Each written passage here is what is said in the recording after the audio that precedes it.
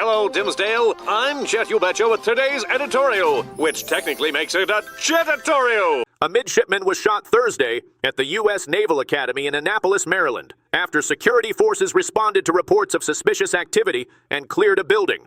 The campus was placed on lockdown around 5 p.m. as Navy security and local police investigated potential threats. The midshipman was airlifted to the University of Maryland Shock Trauma Center and is in stable condition.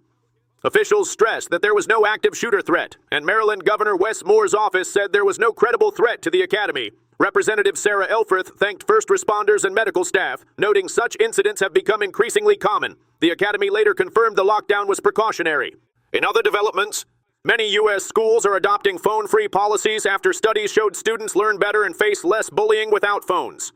A recent NBC poll found 79% of adults support restrictions. Some districts use Yonder pouches, which cost about $30 per student and are now in use by 2 million students nationwide. Large districts, including Los Angeles, Chicago, Houston, and Palm Beach, have invested millions, while New York has funded $16 million for schools to enforce a statewide ban. Some schools, like New Pathways Academy in New York, report success, while others, such as Sutter Middle School in California, dropped the costly program, citing damage and ineffectiveness. Lower-cost approaches, like Dayton, Ohio's phone check-in system, also show promise.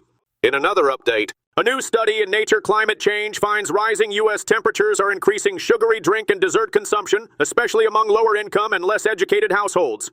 Researchers from the U.S. and U.K. analyzed weather and purchasing records of up to 60,000 households between 2004 and 2019.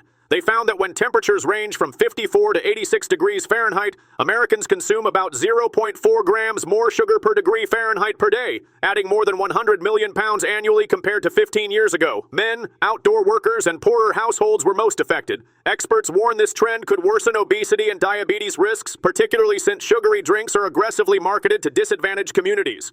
In other developments, West Nile virus infections in the U.S. are running 40% higher than normal, with over 770 cases reported by early September, including about 490 severe cases. The Centers for Disease Control and Prevention warns that most cases typically occur in August and September. While many infections go unnoticed or cause only mild symptoms, severe cases can damage the brain or spinal cord and be fatal. On average, 2,000 cases and 120 deaths are reported annually, but deaths are expected to be higher this year. The increase is linked not to more mosquitoes, but to higher infection rates among them, influenced by weather and bird infections. Colorado, particularly Fort Collins, has emerged as a hotspot. From all of us here, stay classy, Dimsdale!